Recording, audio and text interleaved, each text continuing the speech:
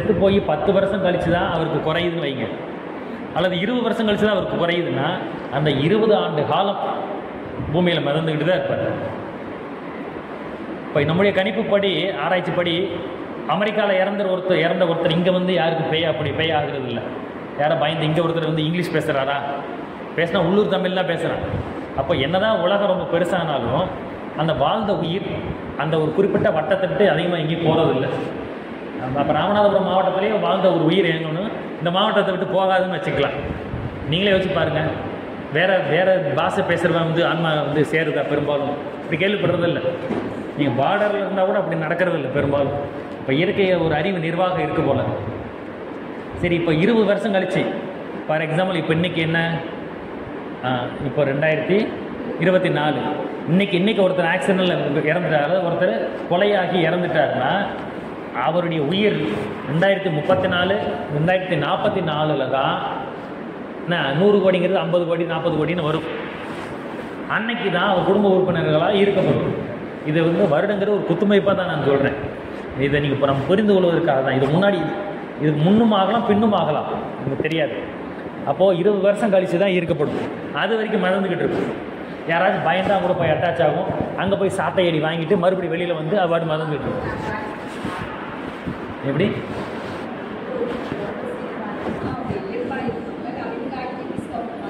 ஆமாம், பேய் பிடிக்கிறது அப்படின்னாலே உங்களுக்கே தெரியும். அரை மணி நேரம் நார்மலாக பேசுவாங்க, அரை மணி நேரம் அப்நார்மலாக பேசுவாங்க. அந்த வந்த உயிர் என்னமோ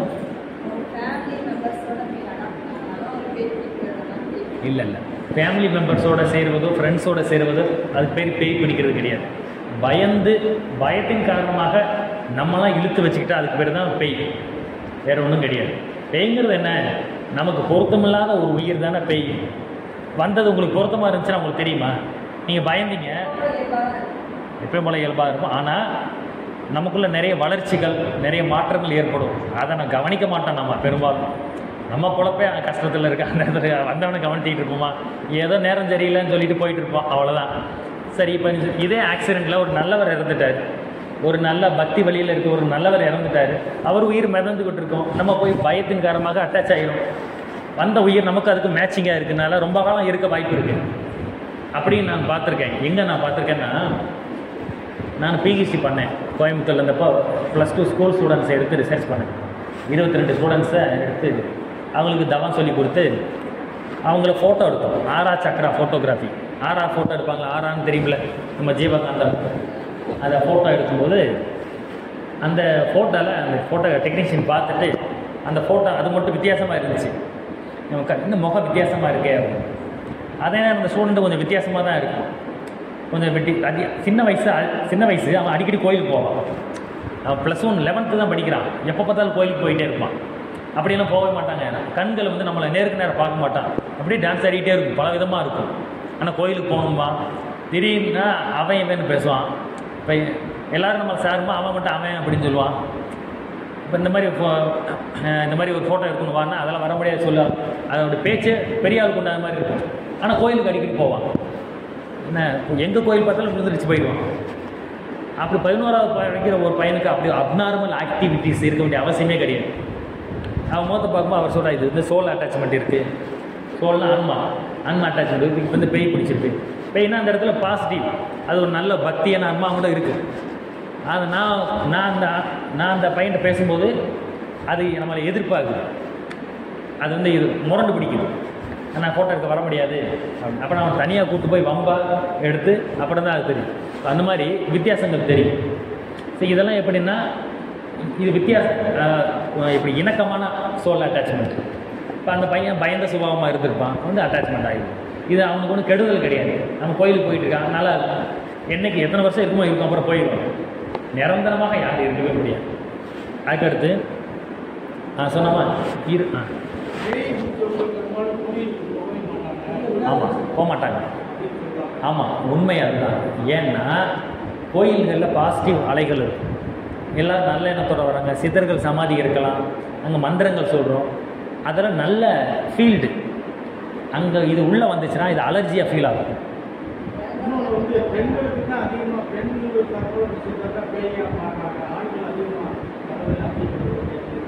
இல்லை பேய் பெண்களுக்கு தான் அதிகமாக பேய் பிடிக்குது. சார் மனசில் இருக்கிற ஆசையெல்லாம் சொல்லி அதாவது சார் என்ன சொன்னாங்கன்னா பெண்களுக்கு தான் அதிகமாக பேய் பிடிக்குது ஏன் அப்படின்னு சார் கேட்டிருந்தா அதில் ஒரு நியாயம். அவர் என்ன சொன்னார், பெண்கள் தான் அதிகமாக பேயாக மாறுறாங்க அப்படின்னு சார் வந்து என்ன சொல்கிறார்.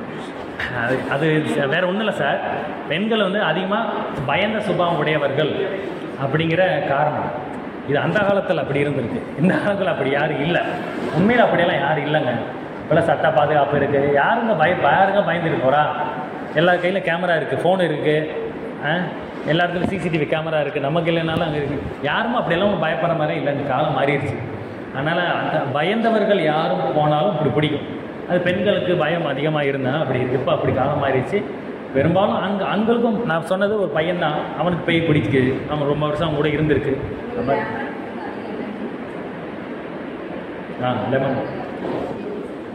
லெமனுக்கு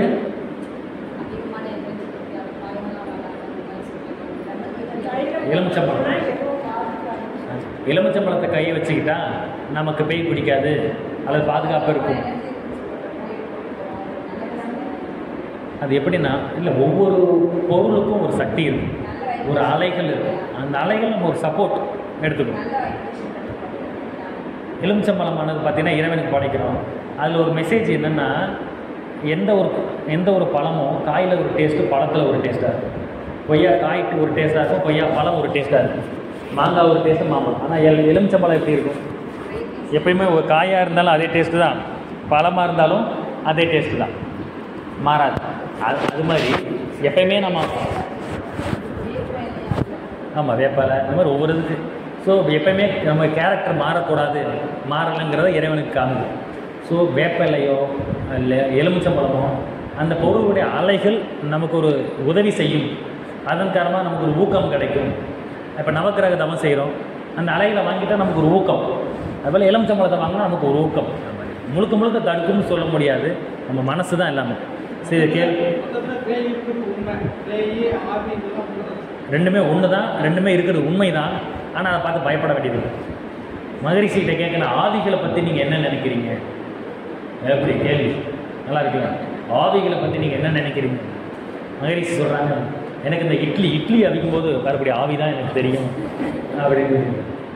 அப்படி தான் மகரிஷி கேள்வி பதிலே இருக்குது. மகரிஷியுடைய பதில்கள் நமக்கு அப்படியே ரிலாக்ஸ் பண்ணுற மாதிரி தான் இருக்கும். நான் இறந்தவர்கள் யாரும் பேயாக வந்து யாரும் பிடிச்சிக்கிறது கிடையாது என்ன, அப்படி அதுதான் அப்படி பிடிப்பது அப்படிங்கிறது கொலை தற்கொலை விபத்தில் இறப்பவர்கள் தான். அவர்களுடைய உயிரானது அழுத்தத்தின் அதிகமான அழுத்தத்தின் காரணமாக மிதந்து கொண்டு இருக்கிறது. நாம் பயந்து அவர்களை வெல்கம் பண்ணிக்கிறோம், வெல்கம் பண்ணி நம்மளோட மெர்ஜ் பண்ணிக்கிறோம். இவ்வளோ கொஞ்ச நாள் வந்தாலும் அது நம்மளை விட்டு போயிடும். இதில் ஒரு பெரிய விஷயமே கிடையாது. இந்த உயிர் மறுபடியும் போயிடுச்சு என்ன, 20 ஆண்டுகள் மிதந்துட்டுருக்கு, இப்போ அழுத்தம் குறையுது. அப்போ 2024 இறந்த ஒருத்தர் 2044 அவருடைய குடும்ப உறுப்பினர்களாலேயோ நண்பர்களாலோ ஈர்க்கப்படுவார். இல்லை அப்பையும் ஈர்க்கப்படலை அப்படின்னா அவருக்கு அந்த 120 வருஷம். அந்த 120 வருஷங்கிறது அவர் இறந்ததுலேருந்தே கணக்காகும். ஃபர்தர் 120 கிடையாது, ப்ளஸ் 140 கிடையாது. முதல் வருஷம் 140, 140 கரெக்டு. அப்போ 160 ஆகாது அவருக்கு. அவர் இறந்ததுலேருந்து 140 வருஷம் கணக்குக்கு வரும் சரியா? ஏன்னா அவருடைய அழுத்தம் குறைவதற்கு 20 வருஷம் ஆகிடும். ஃபர்தராக ஒரு 160 ஆகாது. அவர் இறந்துட்டாருன்னா அதுலேருந்து டேட் ஃபிக்ஸ் ஆகும்.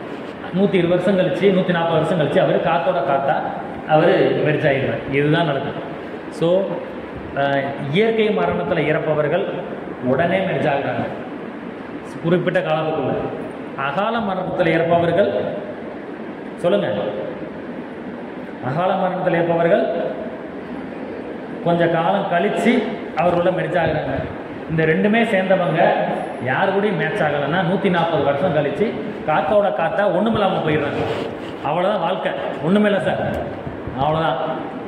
இப்போ சொல்லுங்கள், இப்போ ஒரு மாடு இறந்துருது, ஒரு எருமை மாடு இருக்குது. அந்த எருமை மாடு இறந்துட்டால் என்ன ஆகும்? இப்போ இங்கே பசுமாடுகள் இத்தனை பசுமாடுகள் பார்க்குறோம். இதே ஒரு பசுமாடு இறந்துச்சுன்னா அந்த உயிர் என்னவாகும்?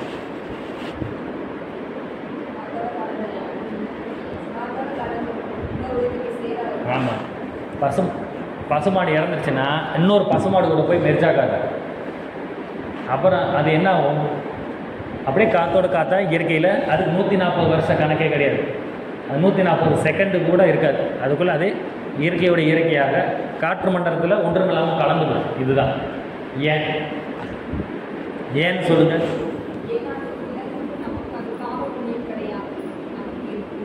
பாருங்க, டக்குன்னு சொல்கிறீங்க பாருங்க.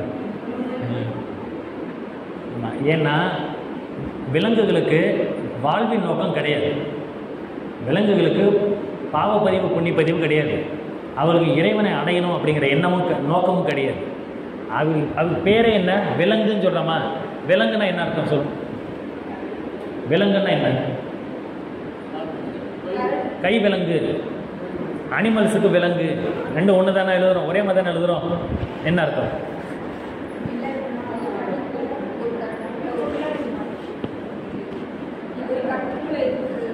ஆமாம், ஒரு கட்டுக்குள்ளே இருப்பது.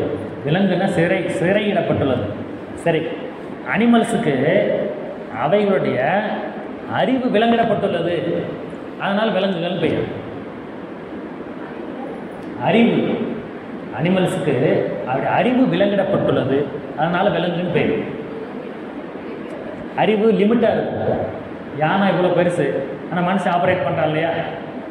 இவன் பேச்சு கேட்டு நம்ம ஒபே பண்ணுறோம்னு அது அறிவு இல்லை.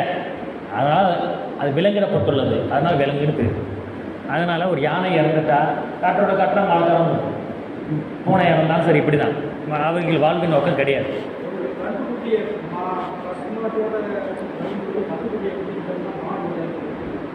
கண்ணுக்குட்டியை பிடிச்சிட்டா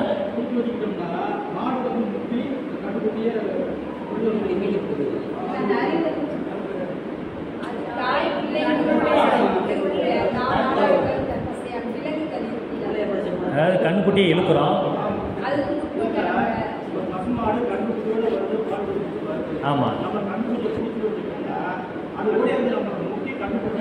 ஆமாம்,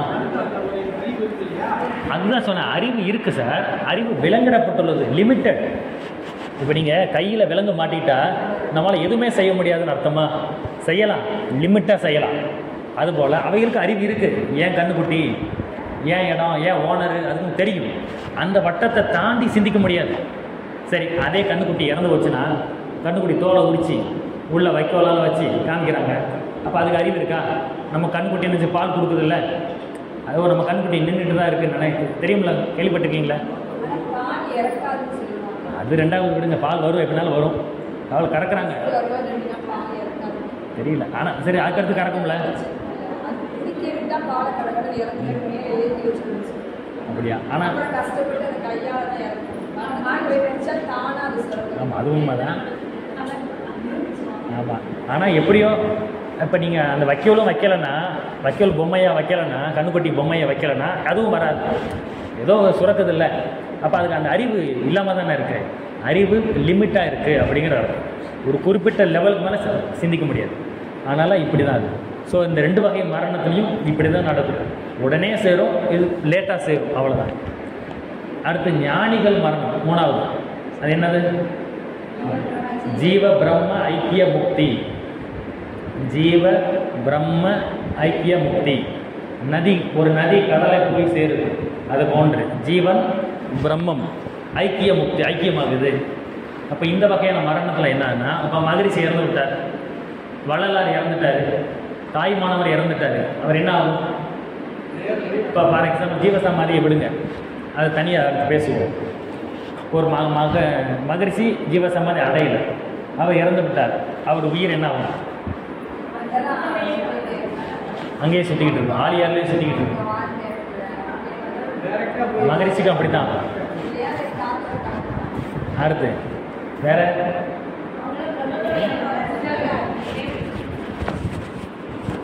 அதாவது அதான் மகரிஷி என்ன சொல்கிறான்னா, ஒருத்தர் ஒரு மகான் இறக்குறாரு. ஒரு நிமிஷம் இருங்க. அந்த மகான் இறக்கும் மகான் இறக்குறாரு. அந்த மகான் இறக்கும் பொழுது ஞானிகள் மரணத்தை பொறுத்த வரைக்கும் அவர்கள் இறந்த பிறகு அவங்களுடைய உயிர் சக்தி களத்தை போய் கலக்கும். இந்த பிரபஞ்சம், இந்த வான்காந்த களம் இந்த பேரியக்க மண்டலத்திலேயோ அல்லது அதையும் தாண்டி சிவகலத்திலேயோ போய் கலக்கும். இதுதான், மற்ற யாருக்கும் பூமியை விட்டு மேலே போகாது. என்னங்க? ஆமாம், அடுத்து சொல்லுவோம், எழுதுவோம். அந்த 4 நிலைகள் என்னென்னு எழுதிக்கோங்க. சாலோக்கியம் எல்லாருமே படித்து வச்சுருக்கிறீங்க, தெரிஞ்சு வச்சுக்கிட்டு தான் என்னை கேள்வி கேட்குறீங்க. எல்லாருமே முன்னாடி தெரிஞ்சிருக்கு. சாலோக்கியம், சாலோக்கியம் அதான் போர்டு இல்லை, அதுக்காக தான் நான் போர்டு கேட்டது. இப்போ உயிரெல்லாம் எப்படின்னு நான் ஈஸியாக வரைஞ்சி காமிச்சிருவேன். சாலோக்கியம் லோக்கல் லோ லெவல் அப்படின்னு ஞாபகம். சாலோக்கியம் 1. பகவத்கீதையில் கிருஷ்ணர் சொல்கிறார் இது அர்ஜுனனுக்கு, சாலோக்கியம். அடுத்து சாமீபியம்,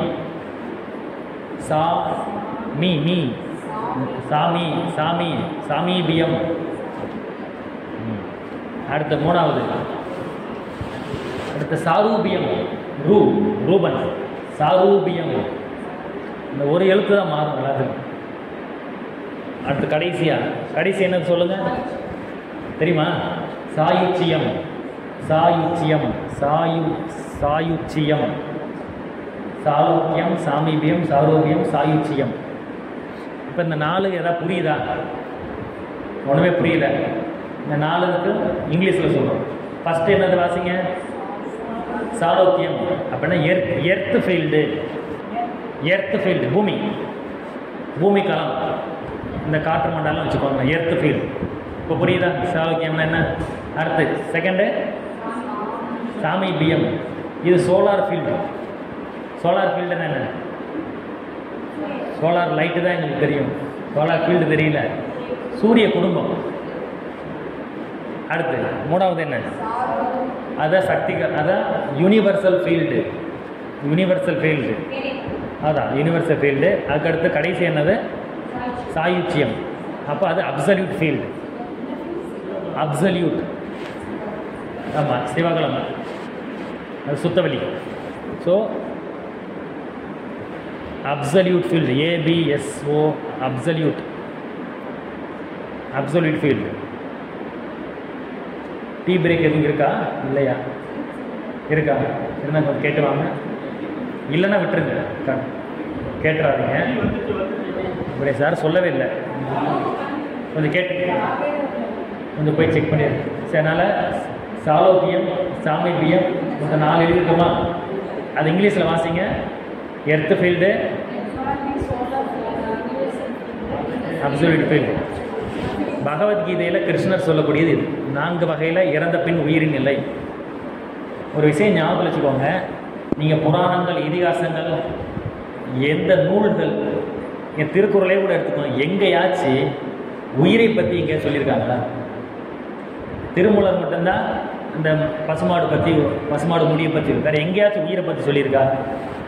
வேதங்கள்லையும் கிடையாது, உபநிஷத்துலையும் கிடையாது. உயிரை பற்றி எங்கேயுமே விளக்கம் கிடையாது. உபநிஷதம் அப்படி கேள்விப்பட்டிருக்கு. உபநிஷதங்கள் 18 வகையான உபநிஷதங்கள் இருக்குது. அதில் கடவு உபநிஷதம்னு ஒன்று. அந்த ஒரு இடத்துல மட்டும்தான் அந்த மகரிஷியுடைய ஸ்பீச்சில் இது வருது. அந்த ஒரு உபநிஷத்தை மட்டும் தான் உயிரை பற்றி டிஸ்கஷன் வரும். அதுக்கு அந்த மனிதர்கள் பேர் தெரியும், மறந்துருச்சு. அவன் கேட்பான், உயிரை பற்றி எனக்கு சொல்லு அப்படின்னு. அதுக்கு அந்த கடவுளால் யமதர்மம் யாரும் சொல்லுவாங்க, யமதர்மன்னு நினைக்கிறேன்.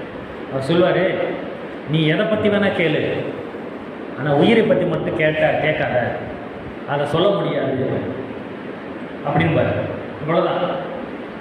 எதை பற்றி வேணால் நீ கேளு, நான் சொல்கிறேன், நான் உயிரை பற்றி மட்டும் கேட்காத, அதை சொல்லவே முடியாது அப்படின்பார். இந்த டிஸ்கஷனை மகரிஷி ஸ்பீச்சில் சொல்லியிருப்பார், மகரிஷியுடைய ஆடியோவில் சொல்லியிருப்பார். எங்கேயுமே உயிரை பற்றி குறிப்பே இல்லை, கடவுள் உபநிஷதத்தில் மட்டும்தான் ஒரு டிஸ்கஷன் வருது.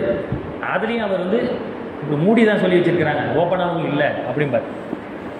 அப்படிப்பட்டது தான் மகரிஷி இன்றைக்கி ஒரு மேடை போட்டு ஒரு கிளாஸை வச்சு சொல்கிற அளவுக்கு மகரிஷி இதை கிளியர் பண்ணியிருக்கிறார். இப்போது இந்த 4 வகையான இது சொன்னோம் இல்லையா, எர்த்து ஃபீல்டு, சோலார் ஃபீல்டு. இந்த எர்த்து ஃபீல்டு தான் இயற்கை மரணம், அகால மரணம். நான் சொன்னேன் இல்லையா, 140 வருஷம் இந்த பூமியில் வாழ்ந்துக்கிட்டு இருக்கோம், மிதந்துக்கிட்டு இருக்கோம். அப்புறம் காற்றோட காற்றை கலந்துருது இல்லையா, இதெல்லாம் என்னது? சாலோக்கியம். Earth field. பசுமாடு இறந்து மெர்ஜானாலும் சாலோக்கியம்தான். 140 வருஷம் கழிச்சு நம்ம மெர்ஜானாலும் சாலோக்கியம்தான். நம்ம பிள்ளைகளோடையோ நம்ம ஃப்ரெண்ட்ஸோடைய மெர்ஜானாலும் அதுவும் சாலோக்கியம்தான். மொத்தத்தில் எல்லாரும் சாலோக்கியம்தான். அடுத்து 2வது வாசிங்க. சாமீபியம், இங்கிலீஷில் சோலார் ஃபீல்டு. இந்த சோலார் ஃபீல்டுங்கிற என்னென்னா சூரிய குடும்பம். இது நம்முடைய வாழும் காலத்தில் யாரெல்லாம் கர்மயோகம் செய்கிறாங்களோ அவங்க மட்டும்தான் ஆசை இல்லாமல் இருக்கிறனால மேலே போவாங்க. ஃபார் எக்ஸாம்பிள் காமராஜர் இருந்தார். காமராஜர், அன்னை தெரசா இப்படியெல்லாம் சொல்கிறாங்க இல்லையா. யாரெல்லாம் பற்று இல்லாமல் வாழ்ந்தாங்களோ, சமுதாய சேவை செய்கிறாங்க இல்லையா, இவங்களுக்கெல்லாம் தியானம் தெரியாது. காமராஜருக்கு தியானம் தெரியாது, தெரசாவுக்கு தியானம் தெரியாது. ஆனால் அவங்க புற சேவை, புற தவம் பண்ணுறாங்க, கர்மயோகம். இந்த மாதிரியான ஆட்களுக்கு வாழும் காலத்திலேயே உலக பற்று கிடையாது, உலக ஆசை கிடையாது. அதனால் இறந்த பிறகு இவங்களுடைய உயிர் மேல் நோக்கி செல்லும். இது சோலார் ஃபீல்டு. சூரிய மண்டலத்தில் இந்த குடும்பத்தோடு மெரிச்சாங்க. இங்கேருந்து சனி கிரகத்தை பக்கத்துலேயோ இந்த குடும்பத்துக்குள்ளே எங்கேனாலும் போய் பூமியை விட்டு மேலே போகும். அப்படி பூமியை விட்டு மேலே போகக்கூடிய ஆற்றல் ஆசை இல்லாதவர்களுக்கு தான் இருக்கும். என் பிள்ளை, என் சொத்து, என் பேரன் அப்படின்னு ஆசையோடையே இருந்துக்கிட்டு இருந்தோம்னா சாலோக்கியம் தான், கீழே தான் இருக்கும். அதை விட்டு மேலே அந்த பற்று இல்லாமல் இருக்கிறவங்க மேலே போகணும். அடுத்து 3வது, இங்கே தான் மகரிஷி கலந்துருக்கிறார். சக்தி களம், பிரபஞ்ச களம். அதுக்கடுத்து இங்கேயும் சித்தர்கள் கலப்பாங்க. இந்த 2 இடத்துக்கு ஒரு வித்தியாசம் இருக்குது. மகரிஷி சக்தி களத்தில் கலந்தாரா, சிவகலத்தில் கலந்தாரா? சொல்லுங்க. ஏன்?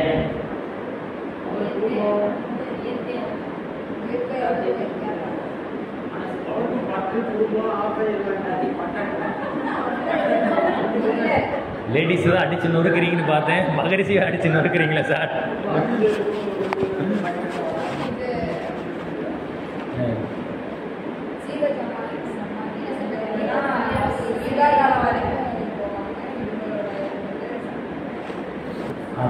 அதாவது சார் நீங்கள் காமெடிக்கு தானே சொன்னீங்க, இல்லை சீரியஸாகவே சொன்னீங்களா? பற்று மகரிஷிக்கு கிடையாது. யாரெல்லாம் வாழும் காலத்தில் இந்த 2லையும் சக்தி களத்தில் கலந்தாலும் சரி, சிவகலத்தில் கலந்தாலும் சரி, வாழும் காலத்தில் நன்காக துரியாதீத தவம் செய்து 9 மை தவம் செஞ்சு நல்ல உயிர் தூய்மை. 9 மை எங்கே ஆரம்பிக்குது? மூலாதாரம். நம்மக்கிட்ட ஆரம்பித்து இறைவன்கிட்ட போய் முடியுது. இங்கே ஆரம்பித்து அங்கே முடியணும். அப்போது யாரெல்லாம் வாழும் காலத்தில் நன்றாக தவம் செய்து பாவப்பதிவுகள் தூய்மை பெற்று சுத்த வழிதான் தெய்வம், அது பரிணாமத்தில் பிரபஞ்சமாக பஞ்சபூதங்களாக ஓரறிவு ஈரறிவு எல்லாமாக சுருக்கமாக சொன்னால் இறைநிலை தவத்தில் வருதில்ல, இறைநிலை தவத்தில் வர்ற எல்லாத்தையும் உணர்வாக பெற்று இறைவனுக்குள்ளே தான் நான் வாழ்ந்துக்கிட்டு இருக்கேன் அப்படின்னு தாய்மணவர் மாதிரி, வள்ளலார் மாதிரி, வானத்தில் மயிலாட கண்டேன் மயிலுக்கு, இதெல்லாம் அவனுடைய கேரக்டரோடைய மெர்ஜாயிடும். அப்படி வாழும் பொழுது ஆனந்தமாக வாழ்கிறாங்க இல்லையா, இறைவனை உணர்ந்து மகரிஷி மாதிரி. இப்படிப்பட்டவர்கள் மட்டும்தான் சக்தி களத்துலேயோ சிவகலத்திலேயோ கலப்பாங்க. இந்த சக்தி களம் தான் சாரூபியம், யூனிவர்சல் ஃபீல்டு. சிவகலம் தான் அப்சல்யூட் ஃபீல்டு, அதை சாயுச்சியம், உச்சகட்டம் அப்படின்னு ஞாபகம், சாயுச்சியம் உச்சி அப்படின்னு ஞாபகத்தில் வச்சுக்கோங்க. சரி, இப்போ மகரிஷி ஏன் நீங்கள் சக்தி களத்தில் கலந்தாருன்னு சொல்கிறீங்க? ஏன்னா சித்தர்களில் 2 பிரிவு, 2 வித்தியாசம் இருக்குது. எந்தெந்த மகான் வாழும் காலத்தில் உலக சமுதாயத்திற்காக சேவை செய்யணும், உலக நன்மைக்காக வாழ்ந்து கொண்டிருப்பாங்க, அவர்கள் மறுபடியும் இந்த உலகத்திற்கு பணி செய்யணும். அதனால் சக்தி களத்தில் தான் கலப்பாங்க. நான் வான்காந்தத்தில் கலந்துள்ளேன், மகரிஷி படிச்சிருக்கீங்களா? நான் சுத்த வழியில் கலந்துள்ளேன், மகரிஷி எழுதலை, நான் வான்காந்தத்தில் கலந்துள்ளேன். அப்போது மகரிஷி சாரூபியமில் இருக்கிறாரு, யூனிவர்சல் ஃபீல்டில் இருக்கிறாரு. அதனால் இந்த பிரபஞ்சத்தில் இருக்கு. அதே போல் தாய்மானவர் ராமநாதபுரத்தில் தாய்மானுடைய சமாதி பார்க்குறோம். ஆனால் அவருடைய பாட்டு என்ன? எல்லா உயிர்களும் இன்புற்று இருக்க நினைப்பதுவே அல்லாமல் வேறொன்றும் அறியேன் பராபரமே.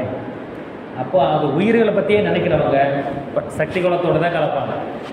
சுருக்கமாக சொன்னால் யாரெல்லாம் திரும்பி வரணும், மக்களுக்கு இந்த சேவை செய்யணும் அப்படின்னு நினைக்கிறாங்களோ அவங்களாம் சக்தி களத்தை கலப்பாங்க.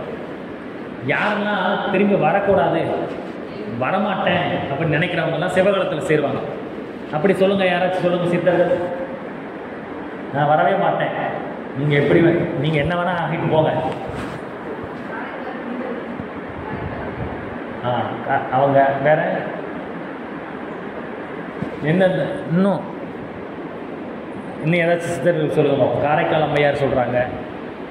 சில சித்தர்கள் பார்த்தீங்கன்னா பூமிக்கு நான் வரமாட்டேன், நான் வந்து இறைவனோட மெர்ஜ் ஆகிடுறேன், நான் போயிடுறேன், நான் இங்கே இருக்கவே பிடிக்கல எனக்கு அப்படின்னு எழுதியிருப்பாங்க. அப்படியா? என்ன எழுதியிருக்காரு?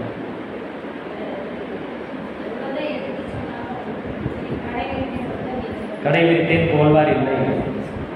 அவர் மறுபடியும் மகரிஷிக்கு வள்ளலார் காட்சி கொடுத்துட்டார் இல்லையா? அப்போது யாருன்னா மாணிக்க வாசகர், திருவாசகம் எழுதிய மாணிக்க வாசகர், அவர் எங்கே இருந்தால் சிவகலத்தில் கலந்துருப்பார். அதே போல் திருஞான சம்பந்தர், அப்புறம் திருநாவுக்கரசர், அப்புறம் சுந்தரர், இது போன்றவர்கள் எல்லாம் பார்த்தீங்கன்னா இப்போ பட்டினத்தார் தெரியல, அவங்களுடைய பாடல்களை படித்தா தான் கண்டுபிடிக்க முடியும். சரி, இப்போ நான் சொன்ன மாணிக்க வாசகர் சிவகலத்தில் கலந்துருப்பார், சாயுச்சியத்தில்னு சொன்னேன். இதுக்கு என்ன ஆதாரம்?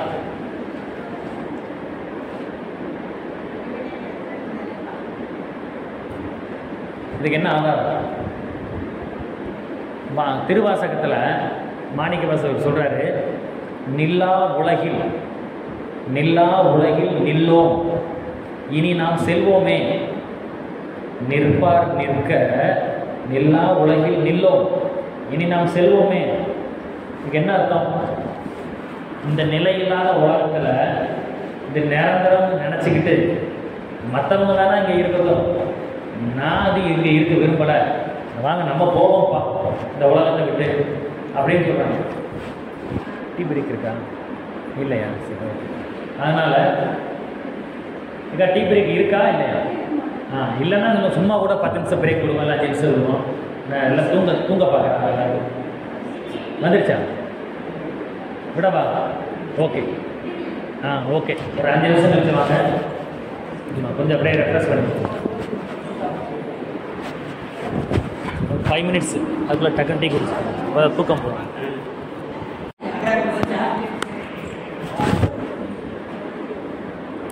வாழ்க வளமுடன். இப்போது இடைவெளி வந்துச்சு. ஸோ இப்போ உங்களுடைய கேள்விகள் எதுவும் கேட்கலாம். இப்போ கடைசி என்ன சொன்னோம், நான் முடிக்க போகிறேன்.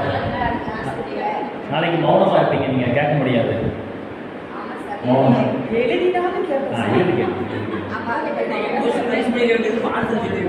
மாணிக்க வாசகர் பார்த்தீங்கன்னா இந்த மாதிரி நிற்பார் நிற்க நில்லா உலகில் நில்லோம், இனி நாம் செல்வோமே அப்படின்னு எழுதியிருப்பார். இதெல்லாமே பார்த்தீங்கன்னா அவர் இங்கே இருக்க விரும்பலை அப்படிங்கிற மாதிரி. ஏன்னா அவர் மாணிக்க வாசகர் கடவுளை சிவனுக்கு கணவன் மனைவியாக எழுதியிருப்பார். இவர் மனைவி, சிவன், அவர் தான் சிவன் தான் கணவன். ஸோ கணவன் மனைவி உறவு எப்படி இருக்குமோ அதே போன்று தான் இவர் மாணிக்க வாசகர் திருவாசகத்தை எழுதியிருப்பார். அதே போல் இவர் திருநாவுக்கரசர், இந்த அப்பர்னு சொல்லுவோம், அவர் குடிமகன், ஒரு அரசன் குடிமகன் மாதிரி எழுதியிருப்பார். திருஞான சம்பந்தர் அப்பாவும் மகன் மாதிரி எழுதியிருப்பாங்க. சுந்தரர் தோழன் ஃப்ரெண்டு மாதிரி எழுதியிருப்பார். இதெல்லாமே பார்த்தீங்கன்னா அவர் இறைவனோட கலகம், அவ்வளோதான் எண்ணம். ஸோ அந்த மாதிரி ஆட்கள் திரும்பி வரமாட்டாங்க. ஸோ அதுதான் அந்த மாதிரி எழுதியிருப்பாங்க. ஸோ இதுதான் 4 வகையான சக்தி கலத்தில் சிவகலத்தில் சித்தர்கள் கலக்கிறாங்க. அவங்களுடைய அவங்களுடைய நோக்கத்திற்கு ஏற்ப கலக்கிறாங்க. ஆமாம், இப்போ உங்களுடைய கேள்விகள் கேட்கலாம். எனக்கு உதாரணம் அவ்வளோதான், நிறைய இருக்கல. ஆசை இல்லாத நிலை இருந்தால் சூரிய குடும்பத்தில் சோலார் ஃபீல்டுக்கு போய் கலக்கும். ஆசை இல்லாமல் இருந்துச்சுன்னா புத்தர் மாதிரி, இது காமராஜர் மாதிரி, அன்னை தெரசா மாதிரி ஆசை இல்லாமல் நீங்கள் இருந்தீங்கன்னா நீங்கள் சோலார் ஃபீல்டு சூரிய குடும்பத்தில் வீடு மெரிச்சாது. அதான் சாமி பிடிக்கும். அதை தாண்டி தவம் செய்தால் மட்டும்தான் சக்தி கலத்துக்கும் சிவகலத்துக்கும் இருக்கும்.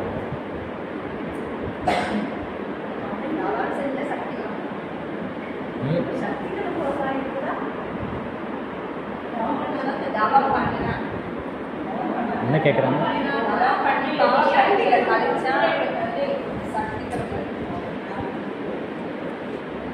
அப்புறம் எப்படி சொன்னோம்ல, புளிய மரம் முருங்கை மரம் அதெல்லாம் யாரும் கேட்கவே இல்லை. என்ன சொன்னேன் என்ன சொன்னேன்? புளிய மரத்தில் ஏன் பேய் இருக்கு? வேப்ப மரத்தில் இருக்கக்கூடாதா? என்னது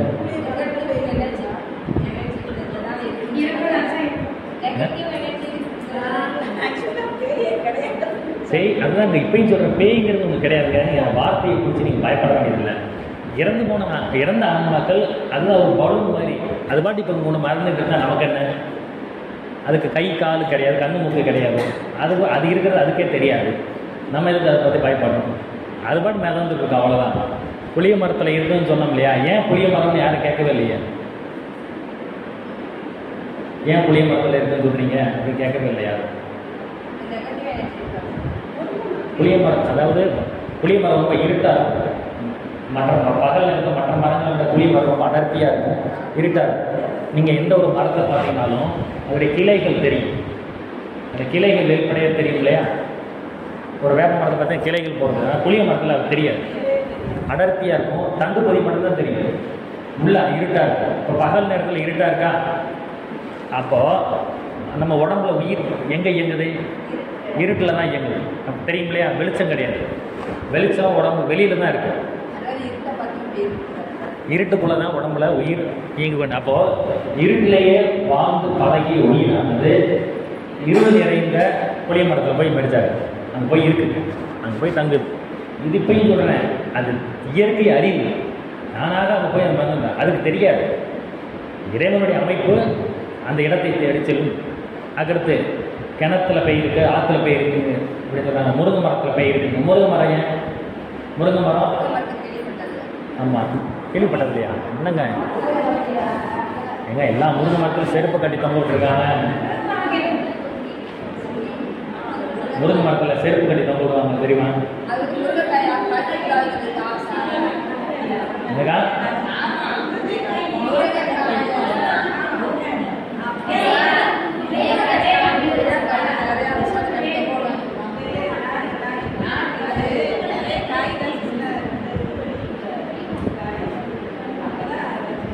முருங்கை மரம் பார்த்தீங்கன்னா அது அடர்த்தியாக இருக்காது, ஆனால் அங்கேயும் அதைத்தான் நான் சொல்கிறேன்.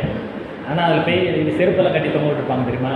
பேயை வெட்டுறதுக்காகன்னு சொல்லுவாங்க. ஆனால் ஏன் அங்கே போய் உயிர்கள் அங்கே ஈர்க்கப்படும் அப்படின்னா, அந்த இடத்துல புளிய மரத்தில் அடர்த்தி, முருங்கை மரத்தில் அடர்த்தி இல்லை. ஆனால் முருங்கை மரத்துடைய தன்மையானது நம்முடைய உடம்புல விந்துநாதத்துடைய தன்மையாகவே இருக்கும். முருங்கை மரத்துடைய தோலை எடுத்து பார்த்தீங்கன்னா பிசு பிசுன்னு இருக்கு இல்லையா? அந்த தன்மையும் மனிதனுடைய வித்துவும் ஒரே மாதிரி தான் இருக்குது.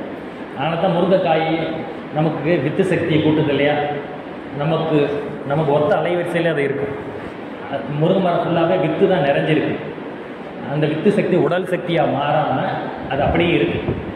அதனால் பலம் இல்லாமல் இருக்காது. நிறைய வித்து சக்தி அதோட உடம்புல உற்பத்தி ஆகுது, வித்து உற்பத்தி ஆகுது. அது புளிய மரம் மாதிரி உடல் சக்தியாக பலமாக மாறுது.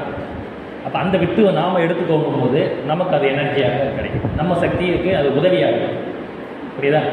இப்போ பசுமாடு பலம் கம்மியாக இருக்குது, காளமாடு பலமாக இருக்குது. காரணம் என்ன? பசுமாடுடைய சக்தி பூராவே பாலில் நமக்கு கொடுத்துருது. அந்த பாலை குடித்து நம்ம பலமாகும். பசுமாடு வீக்காக இருக்குது, நான் காளமாடு கொடுக்குறதில்ல, அது ஸ்ட்ராங்காக இருக்குது. ஆனால் அதே போல் தான் நமக்கு முருங்கை மரத்தில் அதோடைய வித்து சக்தி பூரா நமக்கு கொடுத்துருது, நம்ம பலமாகும். ஸோ இதன் காரணமாக தான் உடம்புல வித்துவை மையமாக கொண்டு தானே இயங்குது, உயிர் தாங்கியது. அப்போது வித்துவை மையமாக வைத்து உடம்புக்குள்ளே இயங்கிய உயிர் அதே வித்து உள்ள முருங்கை மரத்தில் ஈர்க்கப்படுது. புரியுதா? அடுத்து இருள், இது பேர் என்ன? இருட்டில் போய் இருக்குங்கிறது உடம்புக்குள்ளே இருட்டாக இருக்குது, அதான் இருட்டில் போய் இருக்குது. அப்போ இருட்டான இடங்களில் போய் சொல்லணும். கிணறு, ஆறு, அதுவும் வித்துவை குறிக்கும், அதுவும் விந்துவை தான் குறிக்கும். ஏன்னா அது திரவம், லிக்விடு, தண்ணி ஒரு லிக்விட் திரவம், அதனால் அந்த இடத்துல இயங்குது அப்படின்னு சொல்லி. இதுதான் கிணத்துலையும் தண்ணி இருக்குல்ல, தண்ணி இருந்தால் இல்லைன்னா இருக்காது, இருந்தால் இருக்கும். இதெல்லாம் நினச்சி பயப்படாதீங்க. கேட்கும்போதே உங்கள் கண்ணில் ஒரு பயம் தெரியுது. ஐயோ சொல்லிட்டாரே, நாளைக்கு கிணத்த பக்கம் போகணுமே. மனவள கலைஞர்கள் யாருக்கும் அப்படி பேய் பிடிக்கிறதுலாம் ஒன்றும் நடக்காதுங்க. நான் எல்லாருக்கும் எப்போ பார்த்து நடந்துகிட்டு தான் இருக்கு. ஆஸ்பத்திரியில் கேசஸ் வர மாதிரி கோயிலில் பூரா அப்படியே நிறைஞ்சிட்டு இந்த கேஸுகள் வந்துட்டு இருக்கா. ஏதோ ஒரு லட்சத்தில் ஒன்று கோடியில் ஒன்று நடக்கிற சம்பவம் இதெல்லாம். அது தெரிந்து கொள்ளாமல் இருக்கா. ஆனால் அந்த கோடியில் ஒன்று எல்லாரையும் பயமுறுத்திக்கிட்டு இருக்கு.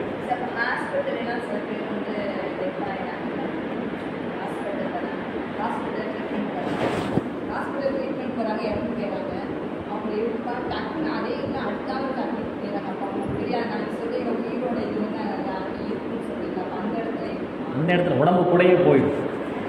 உடம்பு கூடவே போகும். இந்த பற்றுக்கா அந்த அட்டாச்மெண்ட் அதோட தானே ஒட்டி அதனால் அது விட்டு உடனே வளர முடியாது.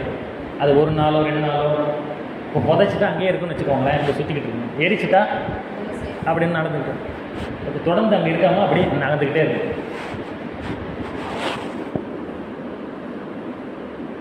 அடுத்த கேள்வி. ஆமாம், மறுபிறவி பற்றி கேட்டோம் இல்லையா. மறுபிறவி அப்படின்னா மொத்தம் 2 இருக்குது. ஒன்று அது முன்பிறவி, இது பின்பிறவி. மறுபிறவிங்கிறது நம்ம பிள்ளைகள், நம்முடைய பிள்ளைகள் நம்முடைய மறுபிறவி. இது ஒன்று தான் நம்ம நினச்சிருக்கோம். இன்னொன்று இருக்குது, அப்படி இல்லை, அதுவும் மறுபிறவின்னு வச்சுக்கோங்களேன். சரி, ஆனால் இன்னொரு பிறவி, இப்போ பிள்ளை இல்லாத பிள்ளை இல்லை அப்படின்னா அவர்களுக்கு எது மறுபிறவி? அதாவது உயிர்களுக்கு பிறவி எனில் 2 உண்டு. உயிர்களுக்கு பிறவி எனில் 2 உண்டு. ஒன்று வாழும் காலத்தில் குழந்தைகளாய் தொடர்வது ஒன்று. உயிர்களுக்கு பிறவி எனில் பின்பிறவி எனில் 2 உண்டு. வாழும் காலத்தில் குழந்தைகளாய் தொடர்வது ஒன்று. இனி உடலை விட்ட பின்பு எஞ்சியுள்ள வினைப்பதிவுக்கு ஒப்ப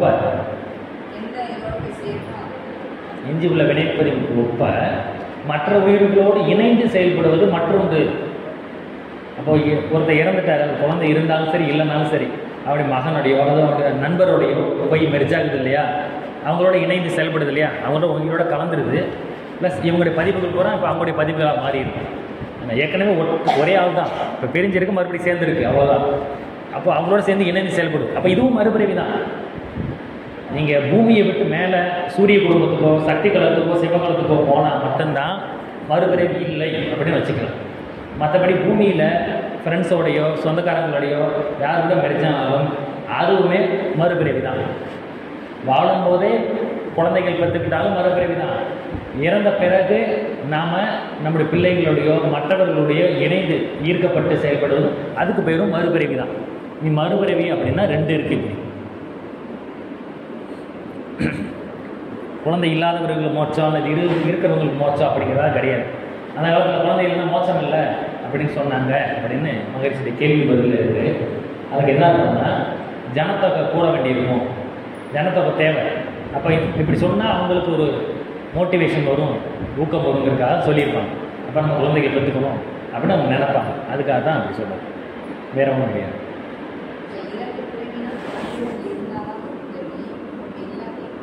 அதான் சொன்னேன்ல, குழந்தைகள் இல்லைனாலும் அவங்களுடைய உயிர், அவங்க கூட பிறந்தவங்க, அவங்க உடன் பிறந்தவங்க இருப்பாங்க இல்லையா, அவங்க அப்பா அம்மா இருப்பாங்க இல்லையா, அவங்களோட போய் மெரிஜாகும் அல்லது நண்பர்களோட மெரிஜாகும்.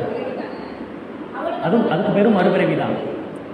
அதாவது நீங்கள் சொல்கிறது, அதாவது மறுபிறவின்னா நீங்கள் வாழும் பொழுதே உயிரோடு இருக்கும் பொழுது பிள்ளைகளை பெற்றுட்டோம், இதுவே ஒரு மறுபிறவி தான். சரியா? இப்போ பிள்ளைகள் இருந்தாலும் இருக்கிறவங்களும் சரி இல்லாதவங்களும் சரி, இறந்த பிறகு இப்போ நம்முடைய உயிர், இப்போ நமக்கு பிள்ளை இருக்குது, நம்ம இறந்துட்டோம், நம்முடைய உயிர் நம்ம தம்பி கூட போய் மெரிஜாகுது, இணைந்து செயல்படுதுன்னு வச்சுக்கோங்களேன். நம்ம பிள்ளைகளோட செயல்படுது. அதே நேரம் குழந்தை இல்லாதவர்களுக்கும் அங்கே ஆள் இல்லை, குழந்தை இருக்கிற நமக்கும் அங்கே போய் மேட்ச் ஆகலை, நம்ம தம்பி கூட போய் மெரிஜாகுது, நம்ம அக்கா கூட போய் மெரிஜாகி இணைந்து செயல்படுது அப்படின்னா இதுக்கு பேரும் மறுபிறவி. நீங்கள் சொல்கிற மாதிரி இப்படி வேணால் வச்சுக்கலாம், குழந்தை இருக்கிறவங்களுக்கு 2 மறுபிறவி, குழந்தை இல்லாதவங்களுக்கு ஒரே மறுபிறவி. இப்போ புரியுதா?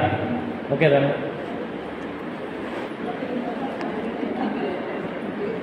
நான் சும்மா புரிஞ்சுக்கிறதுக்காக சொல்கிறேன். அடுத்த கேள்வி. நாளைக்கு தலைப்பு நம்ம இந்த தலைப்பு கிடையாது, வேறு பார்க்கணும். மௌனம் இருக்கு இல்லையா நாளைக்கு. ஸோ மௌனத்தின் மேன்மை அப்படிங்கிற தலைப்பில் மௌனத்துடைய பலன்கள் என்ன, இன்னும் நீங்கள் பேச முடியாமல் இருப்பீங்க, அது ஒன்று தான் இருக்குது. நிறைய சித்தர்கள் மௌனமாக இருந்தார், தாய்மானவர் மௌனமாக இருந்திருக்கிறாரு, மகரிஷி மௌனமாக இருந்திருக்கிறாரு, சதாசிவ பிரம்மேந்திரன் ஒருத்தர் கரூர் பக்கத்தில் இருக்கார், அவர் மௌனமாக இருந்தார். ஸோ இந்த மாதிரி சித்தர்கள் மகான்களை பற்றி நம்ம பார்க்க போகிறோம். நல்ல சுவாரஸ்யமாக உங்களுக்கு இருக்கும். அப்புறம் தொண்டு, அடியார்களும் தொண்டும் அப்படின்னு ஒரு தலைப்பு வச்சுருக்கோம். இந்த மாணிக்க வாசகர், திருநாவுக்கரசர் இவங்கெல்லாம் வாழ்ந்தாங்க இல்லையா.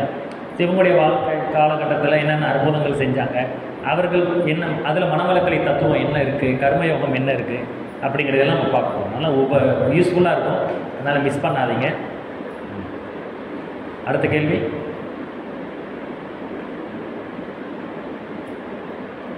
அவ்வளோதான்.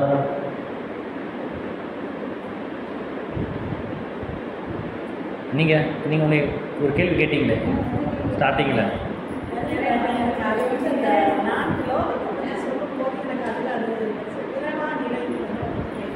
பிறவா நிலை அல்லது பிறவா நிலைங்கிறது வேற ஒன்றும் இல்லை.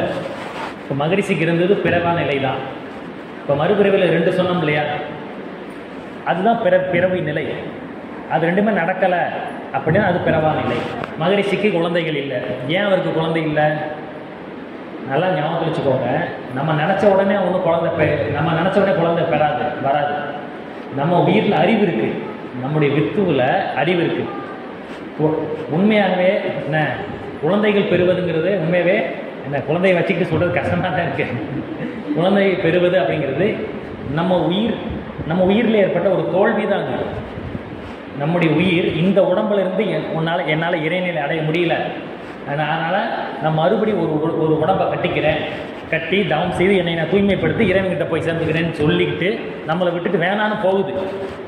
அதுதான் உண்மை, இதுதான் மறுபிறவி. இந்த பிராமணர்களுடைய மகரிஷி இதை சொல்லியிருக்காரு. மணப்பெண் கிட்ட மணமகன் சொல்வார் காதில் இந்த சமஸ்கிருத ஸ்லோகம், இந்த ஜென்மத்தில் என்னால் இறைநிலை அடைய முடியல, ஓ மூலமாக ஒரு மறுபிறவி எடுத்துக்கிறேன் நான் அப்படின்னு சொல்லுவார். அதான் குழந்தைகள். அப்போ இந்த விட அடைய முடியல அப்படிங்கிறது தான் அது. ஆனால் நம்ம செய்யக்கூடிய தவம் பிள்ளைகளுக்கு போகும், அது வேறு கான்செப்ட். பொதுவாக உயிரில் இருக்கிற அறிவு என்னென்னா இந்த உடம்பு பத்தலைன்னு அர்த்தம். அப்போ நமக்கு பதிலாக இறைநிலை அடைய போகிறது யார்? நம்ம பிள்ளைங்க. அதனால தான் வள்ளுவர் திருக்குறளில் மகன் தந்தை மகர் காட்டும் நன்றி அவையத்து முந்தி இருப்ப செயல். இது என்ன அர்த்தம்? தந்தை, ஒரு அப்பா தன் மகனுக்கு நன்றி செய்யணுங்கிறாரு, அவனை பெஸ்ட்டாக உருவாக்கணுங்கிறாரு. அது என்ன நன்றி? உதவின்னு தானே சொல்லணும். அப்பா தன் மகனுக்கு உதவின்னு தானே சொல்லணும். அப்பா பெரிய ஆள், மகன் சின்ன ஆள். இப்போ தந்தை மகர் காற்றும் நன்றின்னு சொல்லியிருக்கிறாரு, உதவின்னு சொல்லாமல். நன்றி அவைத்து முந்திருப்ப செயல். அவனே சின்னவன், அவன் பிறந்ததே இவரால் தான் பிறகுறான். அப்போ அவன் தான் நன்றி சொல்லணும். வள்ளுவர் என்ன சொல்கிறாரு? அப்பா தான் நன்றி சொல்லணுங்கிறாரு மகனுக்கு. ஏன் நன்றி சொல்லணும்னா நம்ம செய்ய வேண்டிய வேலையை அவன் செய்ய போகிறான், நம்ம வேலையை அவன் எடுத்து செய்ய போகிறதுனால அவனுக்கு நம்ம நன்றி செய்யணும். அவன் நமக்கு உதவி செய்யறான். அவன் பிறந்ததே இறைநிலையை நமக்கு போல அவன் அடைவதற்கு நமக்கு செஞ்ச உதவின்னு அர்த்தம். அதுக்காக முடியும், நம்மளும் அடைய முடியும். உயிரில் இருக்கிற பொதுவான அறிவு அது. அப்படி பார்த்தா தாய்மானவருக்கு ஒரு பையன் இருந்தான், புத்தருக்கு ஒரு மகன் இருந்தான், இங்கே ஞானமான. ஆமாம் தாய்மானவருக்கு ஒரு மகன் உண்டு. ஆமாம், தாய்மானவருடைய வம்சாவளியில் இப்போ இருக்கிறாங்க. நாகப்பட்டினத்தில் வேதாரண்யங்கிற இடத்துல இருக்கிறாங்க, இப்போ இருக்கிறாங்க. வேதரத்தினம் பிள்ளைங்கிறவர் இருக்கிறாரு. காந்தி கூட சேர்ந்து உப்பு சத்தியாகிரகத்தில் ஈடுபட்டார். வேதாரண்யத்தில் வேதரத்தினம் பிள்ளை அப்படிங்கிறார். என்ன அவரெல்லாம் தாய்மானவருடைய வம்சாவளி, அப்படி பேரன் இருக்கிற அவருக்கு அதே பேர். ஸோ அந்த மாதிரி தாய்மானவருடைய அப்பா பேர் என்ன? கேடிலியப்பர் அப்படின்னு வரும். தாய்மானவருடைய அப்பா கேடு இல்லாத அப்பன், சுத்தவெளியை பிடிக்கும், என்ன கலங்கமற்றவர் அப்படின்னு. அந்த வேதரத்னம் பிள்ளை காந்தியோட உப்பு காய்ச்சினவர், அவருடைய மகன் பேர் கேடிலியப்பர்னு வச்சுருப்பார். ஆமாம், அந்த மாதிரி அவங்க அந்த வழி வம்சமாக வச்சுருக்கிறாங்க. அவங்க சொல்கிறாங்க நாங்கள் தாய்மானவர் வம்சாவளி அப்படின்னு சொல்கிறாங்க. அதனால் பிள்ளைகள் பிறந்தாலும் இறைவன் அடைய முடியும். ஆனால் இது ஒரு தோல்வி தான் அப்படிங்கிறது. ஸோ அது ஒன்று. ஸோ பிறவா நிலைங்கிறது பிள்ளைகள் மகரிஷிக்கு ஏன் குழந்தை இல்லைன்னா பதிவுகள் தூய்மை அடைஞ்சிருச்சு. இந்த உடம்புலையே வேதாத்திரிங்கிற அந்த உடம்புலையே இறைநிலை அடைந்து விட்டார். அதனால் மறுபிறவி தேவையில்லை. ரெண்டாவது, அவர் இறந்தாலும் சாலோக்கியத்தில் கீழே இருக்காது, அவர் மேலே போயிடுவார், சக்தி கலத்தில். அப்போ இதுவும் பிறவா நிலை தான். இந்த ரெண்டுமே மரணத்துக்கு இணையானது தான். அந்த மரணம் அவருக்கு இல்லை. ஸோ மரணங்களா பெறுவார்கள். சித்தர்களுடைய மரணங்களா பெறுவார்கள். சக்தி கலத்துக்கு சிவகலத்துக்கு நம்ம போகிற அளவுக்கு நம்மளுக்கு அருமையை தூய்மை அடைஞ்சிருந்தால் அதோட நம்ம இறந்த உடனே நம்ம உயிர் பிரபஞ்சத்தில் சக்தி கலத்தில் போய் கலக்கும் அல்லது சிவகலத்தில் போய் கலக்கும் நம்முடைய நோக்கத்திற்கு ஏற்ப. இதற்கு பேர் தான் மரணமில்லா பெருவாழ்வு. அப்போ அந்தபடி ஜீவ சமாதி ஒன்றும் மரணமில்லா பெருவாழ்வு கிடையாது. 500 வருஷம் இன்னும் 5000 வருஷம் பூமிக்குள்ளே இருந்தாலும் செயல்பட முடியாது. செயல்பட முடியாமல் வந்து என்ன செய்ய, மண்ணுக்குள்ளே சும்மா உட்காந்து தான். கல் மண் இருக்குது, பூமியை சொன்னால் கல் பெரிய பாறாங்கள் உள்ளே இருக்குது, என்ன நமக்கு அதை வச்சு அது பாட்டுக்கு இருக்குது, இவங்களும் இருப்பாங்க, அவ்வளோதான். அதில் பெரிய ஜீவ சமாதி தான் ஆன்மீக முன்னேற்றம் அப்படின்னு நினைக்கக்கூடாது. அது தற்கொலைக்கு ஒப்பானதுன்னு சொல்லியிருக்காருங்க. ஒருத்தர் ஜீவ சமாதியாக ஒரு சூசைடு பண்ணிக்கிட்டாருன்னு அர்த்தம். ஆனால் அதை மறந்துடுங்க. மரணமெல்லாம் பெருவாழ்வுங்கிறது என்னன்னா, ஆமாம் சொல்லலாம் சார்.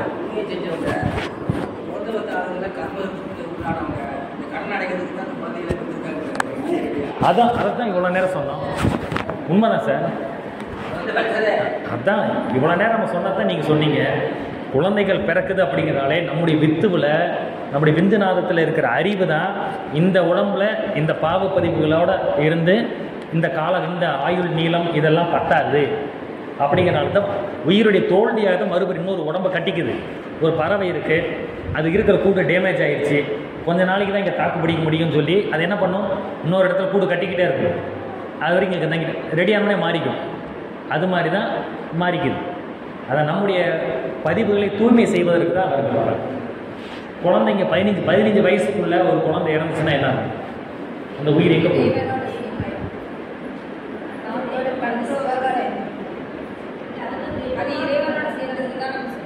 சொல்கிறோம், நல்லா பாசிட்டிவாக சொல்கிறோம், அவ்வளோதான். அதாவது ஒரு 15 வயசுக்குள்ளே ஒரு குழந்தைகள் இறந்துட்டாங்கன்னா அந்த உயிரானது அவங்க அப்பா அம்மா 2 பேரில் யாராச்சும் ஒருத்தரோட போய் பிரிச்சாங்க.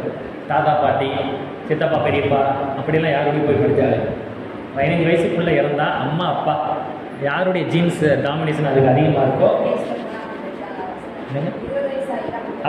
அப்போது வந்து ஃப்ரெண்ட்ஸு, நண்பர்கள், உறவினர்கள் அப்படி எல்லாம் சாய்ஸ் வந்துடும். 15 வயசு வரைக்கும் மூலாதாரம் மேலே இருக்குது. அது கீழே வந்த பிறகு தான் சுய ஆட்சி நடக்குது. கீழே வந்த பிறகு சாய்ஸ் மாறும். மேலே இருக்கிற வரைக்கும் அம்மா அப்பா 2 பேரோட மட்டும்தான் போய் மறிச்சாங்க. அதுக்கு மகிழ்ச்சி உதாரணம் சொல்கிறாரு. நீங்கள் காலையில் 7 மணிக்கு வெயிலில் நிற்கிறீங்க, நிழல் இருக்குது, நிழல் ரொம்ப லாங்காக நீளுது. 12 மணிக்கு அந்த நிழல் என்ன ஆகும், மறுபடியும் காலில் வந்து சேர்ந்துருமா? இதைத்தான் சொல்கிறாரு. குழந்தைகள் நம்ம உடம்புலேருந்து நீண்டு கொண்டு இருக்கக்கூடிய நிழல் போன்றது. அப்படி நீண்டுருச்சு நம்மளை விட்டு, அந்த குழந்தை இறந்துருச்சு, 15 வயசுக்குள்ளே இறந்துருச்சுன்னா மறுபடியும் 12 மணிக்கு நம்ம காலில் வந்து சேர்ந்த மாதிரி தான் நம்மக்கிட்ட நீண்டது மறுபடியும் நம்மக்கிட்ட வந்துருச்சுன்னா எல்லாமும் தான். பிறந்து ஒரு நாளில் இறந்தாலும் சரி, இறந்து பிறந்தாலும் சரி, அதுக்கு தெரியாது. நமக்கு கூட தான் தெரியாது. நம்மக்கிட்ட தான் நம்ம குழந்தை வரப்போகுது, நமக்கு கூட தான் தெரியாது. குரு சொல்கிறாருல்ல, வேற எங்கே போகும்?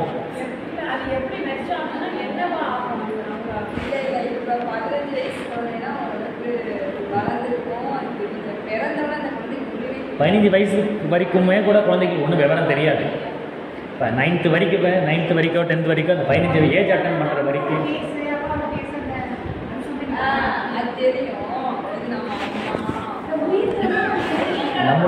நம்ம ஜெராக்ஸ், நம்மளோட அப்பா அம்மாவுடைய ஜெராக்ஸ் தான் பிள்ளைங்க, சரியா? ஒரு குழந்தை பிறந்து உடனே இறந்தாலும் சரி, 15 வருஷம் முடிவில் இறந்தாலும் சரி, அந்த 15 ஒரு நாளோ 15 வருஷமோ 10 வருஷமோ 8 வருஷமோ அத்தனை வருட காலம் அந்த குழந்தைய வளர்த்து அதனால் கஷ்டப்பட்டு அதில் பல பாவப்பதிவுகள் நேர் செய்யப்பட்டு அவங்களுடைய உயிர் தூய்மை அடையுது. அந்த குழந்தைய வளர்த்தாங்க, அது இல்லாமல் போயிடுச்சு. அப்போது கூட்டி கழித்து பார்த்தா நஷ்டம்தான் மிச்சம். அந்த நஷ்டத்துக்கு இந்த பாவப்பதிவுகள் குறைஞ்சிருச்சு. இதுதான் லாபம். இந்த நன்மைக்காக அந்த குழந்தை பிறந்து மறுபடியும் அப்பா அம்மாவுக்கு வினைப்பதிவுகளை தூய்மை செய்வதற்காக அது பிறக்குது. மறுபடியும் அது தன் உயிரை கொடுத்து இது வரும். இது ஏற்றுக்கிறதுக்கு கஷ்டமாக தான் இருக்கும், என்ன ஜீரணம் பண்ணுறதுக்கு கஷ்டமாக தான் இருக்கும். நிழல் நம்ம விட்டு நீண்டது மறுபடியும் நம்ம காலம் வந்து ஒடுங்கிருக்கு. ஆனால் ஏன் இதை ஏற்றுக்க முடியலாங்கிறது மனசு இல்லைன்னா, குழந்தை பாவம் இல்லை சார், குழந்தை அப்பாவி இருக்கு சார், அந்த பாசம் தான் உங்ககிட்ட நம்ம மனசில் வேலை செய்யுது. அந்த குழந்தையை உருவாக்குனது யாருன்னா தாய் தந்தையுடைய வித்து தான். வித்தில் இருக்க அறிவு தான் தீர்மானிக்குது. அந்த குழந்தை 10 மாதம் பிறந்து வளர்ந்து என்ன 10 மாதம் பிறந்து இறக்குதுன்னு வச்சுக்கலாம். அந்த எதிர்பார்ப்புகள், ஆசைகள், அதனால் பட்ட கஷ்டங்கள் அதெல்லாம் நேர் செய்யப்படுகிறது. பதிவுகள் தூய்மையாகும். இதுதான் வினைப்பதிவுகள் எப்படி வேணாலும் நமக்கு தூய்மை அடையும். அதுக்கு இறைவனுடைய திருவிளையாடல் எப்படி வேணாலும் நடக்கும். அதில் இதுவும் ஒரு திருவிளையாடல் தான். குழந்தை ஆக்சிடென்டில் இறந்தாலும் சரி அப்படித்தான். இன்னொன்று எக்ஸாம் தெரிஞ்சுக்கோங்க. ஆமாம், இறைவனுடைய செயல் தான், சுத்தவெளியோட செயல் தான். இறைநிலை அப்படின்னு சொல்லணுமா? பொது சொல் தானே, இறைவன்கிற பொதுவான சொல் தானே. அதனால் இறைநிலையுடைய செயல் தான், சுத்தவெளியுடைய செயல் தான் அது. இப்போ ஒரு குழந்தை, சரி இப்போ சொல்லுங்கள், ஒரு 10 வயசு பையன் ஒரு கொலை செஞ்சுட்டான், அவனுக்கு என்ன தண்டனை நடக்குதுல்ல? கொலை நடக்குதா இல்லையா? நடக்குதுங்க. சிறுவர் பள்ளி அது கொஞ்ச நாள் வச்சுட்டு அப்புறம் விட்டுறாங்க. அவன் அப்பா அம்மா வர்றாங்க, மைனர் ஜெயில்னு சொல்கிறாங்க, அப்புறம் விட்டுறாங்க, வீட்டுக்கு வந்துடலாம். அதே தான் அவனுக்கு 16 வயசு இல்லை 18 வயசு கடவுளான். உண்மையாகவே சட்டத்தில் 18ங்கிறாங்க. ஆனால் நம்ம மகரிஷி காந்தத்துக்கு 15 தான் வயசு. இப்போ 18 வயசு ஒருத்தன் அவன் கொலை செஞ்சானா அவனுக்கு ஜெயிலு, சரியா? 17 வயசில் செஞ்சாலும் அவன் சிறுவன் தான் சட்டத்தில். அவனுக்கு கம்மியான தண்டனை கொடுத்து வீட்டுக்கு வந்துடலாம். ஆனால் இவனுக்கு அந்த தண்டனை கிடையாது. ஆனால் என்ன அர்த்தம்னா, 10 வயசில் 15 வயசுக்கு முன்னாடி ஒரு பையன் கொலையே செஞ்சாலும் அந்த கொலை அந்த பையனை சேராது, அவனுடைய அப்பா அம்மா தான் சேரும். அந்த பாவப்பதிவு அப்பா அம்மா தான் அவன் மூலமாக கொலை செய்கிறாங்க. அந்த பையன் ஒருத்தர் 4 பேருக்கு நல்லது செய்கிறான்னா அந்த புண்ணியம் அப்பா அம்மாவை தான் சாரும். அந்த பையன் மூலமாக அவங்க நல்லது செய்கிறாங்க. இதுதான் நல்லா ஞாபகம் வச்சுக்கோங்க. குழந்தைகள்ங்கிறது நம்ம ஜெராக்ஸ் காப்பி. உங்கள் குழந்தை சேட்டை செய்தா, அல்லது உங்கள் குழந்தை நல்லது செய்தா, உங்கள் குழந்தை பக்குவமாக இருக்கா இல்லையா, இது எல்லாமே நீங்கள் எப்படி இருக்கிறீங்க, உங்கள் கேரக்டர் என்னங்கிறத உங்கள் பிள்ளை வெளிப்படுது. அதான் உண்மை. நீங்களும் உங்கள் வீட்டுக்காரோ எப்படி இருக்கிறீங்க அதை அவங்க பிள்ளை வெளிப்படுத்தும். கரெக்டு தானே? அதை தான் வள்ளுவர் சொல்கிறாரு, தக்கார் தகவலார் என்பது அவரவர் எச்சத்தால் காணப்படும். இந்த எச்சம்ங்கிறது பிள்ளைகளையும் குறிக்கும், செயல்களையும் குறிக்கும். தக்கார் தகவலார் என்பது அவரவர் எச்சத்தால் காணப்படும். ஒருத்தன் தகுதியானவன் தகுதி இல்லைங்கிறது அவனுடைய பிள்ளைகளை வச்சும் அவன் செய்யக்கூடிய காரியங்களை வரக்கூடிய விளைவுகளை வச்சும் தெரிஞ்சுக்கலாம். பிள்ளைகள் நல்லா மெச்சூர்டாக இருந்தால் அப்பா அம்மா நல்ல தரமானவர்கள் அர்த்தம். நீங்கள் நல்லா கவனித்து பாருங்கள். அப்பா ரொம்ப ஆக்டிவாக இருந்தால் பையன் சேட்டை செஞ்சுக்கிட்டே இருப்பான். ஒரு சில ஃபேமிலி பாருங்கள், அப்பா நார்மலாக அமைதியாக சாஃப்டானவனாக இருப்பார். அவருக்கு பிறக்கிற பிள்ளைங்க சாஃப்டாக அமைதியாக தான் இருப்பாங்க, சேட்டை செய்ய மாட்டாங்க. கவனிச்சிருக்கீங்களா? இருக்குது. அது எப்படின்னா அவங்க தாத்தாவுடைய ஜீன்ஸ் ஜம்ப் ஆகி வரும். தாத்தாவுடையது அப்பா கிட்ட செயல்படாமல் அடக்கப்பட்டு அது வேகம் அதிகரித்து அடுத்த ஜீன்ஸில் வரும். இப்படியெல்லாம் இருக்குது. மொத்தத்தில் அந்த செயின் அப்பா அம்மா தாத்தா அப்படி இந்த தாண்டி வெளியிலேருந்து வானத்திலேருந்து குழந்தைங்க வந்து பிறக்காது. உள்ள என்ன சரக்கு இருக்கோ அதான் உண்மை தவிர வானத்திலேருந்துலாம் குழந்தைகள் வந்து வராது. நம்ம ஜெராக்ஸ் காப்பி தான் அது. அதை தான் மகரி சொல்கிறார். பிள்ளைகள்ங்கிறது நம்முடைய மறுபிறவி. நம்ம எப்படி இருக்குமோ அதான் அங்கே வரும், வேறு ஒன்றுமே கிடையாது.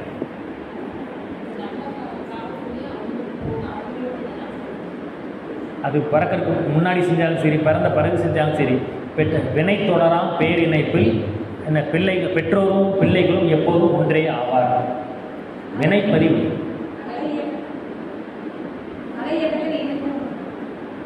அதாவது வினைப்பதிவுகள் அப்படிங்கிறனால அதாவது எங்கே தூரத்தில் உங்கள் பிள்ளைகள் இருந்தாலும் சரி, உங்கள் அப்பா அம்மா இருந்தாலும் சரி, அவங்களோட ஒன்றாக தான் இருக்கும். இப்போ ஒரு சில ஃபேமிலியில் பார்க்குறீங்க, அப்பாவும் மகளும் பேச மாட்டாங்க, அதாவது அம்மாவும் மகளும் பேசவே மாட்டாங்க, குடும்பத்தை விட்டே ஓடி வந்திருப்பாங்க, டோட்டலி டிஸ்கனெக்ட் ஆகிருப்பாங்க. ஆனால் இறந்த பிறகு அவங்க அப்பா உயிர் மகளோட சேருமா? ஆமாம். எப்படி சேரும்? கண்டிப்பாக சேரும். ஏன்னா இப்போ அவங்க பிறந்த 30 வருஷம் 40 வருஷம் தான் கேப்பு. ஆனால் அதுக்கு முன்னாடி எத்தனை 1000 வருஷங்களாக ஒரே ஜீன்ஸ் தான், ஒரே உயிர் தான் தொடர்ந்து வருது. அதனால் இந்த 30 வருஷம் அலட்சியப்படுத்தக்கூடியது. அதனால் அப்பா அம்மா பிள்ளைகளுக்கு டச்சே இல்லாமல் இருந்தாலும் மேரேஜ் ஆகும். இதுதான் இறப்புக்கு பின் உயிரின் நிலை. ஓரளவு கிளியராக நீங்கள் இதில் டவுட் இருந்தாலும் நாளைக்கு கூட எழுதி பேப்பரில் எழுதி வச்சு கேளுங்க. நாளைக்கு வரும்போது பேப்பரை முடிஞ்ச நோட்டோட வாங்க.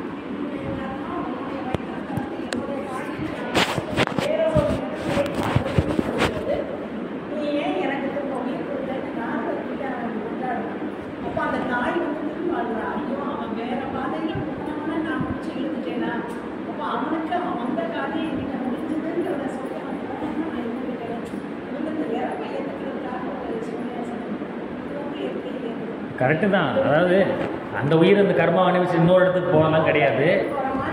அது சும்மா சொல்கிறாங்க, கதை தான். அதெல்லாம் கொஞ்சம் கொஞ்சம் அந்த கருத்து இருக்கும், முழு கருத்து எடுத்துக்க முடியாது. நம்முடைய உயிர் மறுபிறவி எடுத்திருக்கு, அவன் இறந்துருக்கான். 15 வயசுக்குள்ளே இருந்தால் நம்முடைய பதிவுகளை தூய்மை செய்வதற்காக அவன் இறந்துருக்கிறான். அதுக்கப்புறம் இறந்தாலுமே நம்ம மூலமாக கொண்டு வந்த வினை ப்ளஸ் அவன் ஒரு கொலை செஞ்சாலும் அதுக்கு அவன் தண்டனை அனுபவிக்கணும். சரியா? அதனால் அவனுடைய சுய ஆட்சி சேர்ந்து செயல்படும். எதுவாக இருந்தாலும் வினைப்பதிவுகள் இல்லாமல் கஷ்டம் வராது. மகரிஷி ஒரு கவியில் சொல்கிறாரு, தீ நெருப்பு நம்மளை சுடுதுன்னு வச்சுக்கோங்க. எப்படி சுடும்? ஏற்புத்தன்மை இருந்தால் தான் சுடும். தீயை போய் நம்ம தொட்டால் தானே சுடும். ஏற்பு இன்றி தீ அண்டாது, பாவ இருப்பென்றில் ஒரு துன்பம் வராது. நமக்கு ஒரு துன்பம் வருது, அது குழந்தை இறந்தாலும் சரி, 30 வயசில் மகன் இருந்தாலும் சரி, எந்த கஷ்டங்கள் வந்தாலும் சரி, பாவ இருப்பு இருந்தால் மட்டும்தான் துன்பம் வரும், இதெல்லாம் வராது. சரி, இன்றைக்கி நம்ம கிளாஸை முடிச்சுக்கலாம். ஸோ நாளைக்கு மறுபடியும் 10 மணிக்கு சந்திப்போம். ஐயா முடிச்சு விட்டுறீங்களே, வாங்க. நாளைக்கு என்ன டைமிங் என்ன இது கொஞ்சம் சொல்லிடுறீங்களா? இதை பேசுகிறீங்களா சார்? நாளைக்கு நிகழ்ச்சி பற்றி கொஞ்சம் அறிவிச்சிட்டிங்கன்னா வரவங்களுக்கு ஈஸியாக இருக்கும். உட்காருங்க.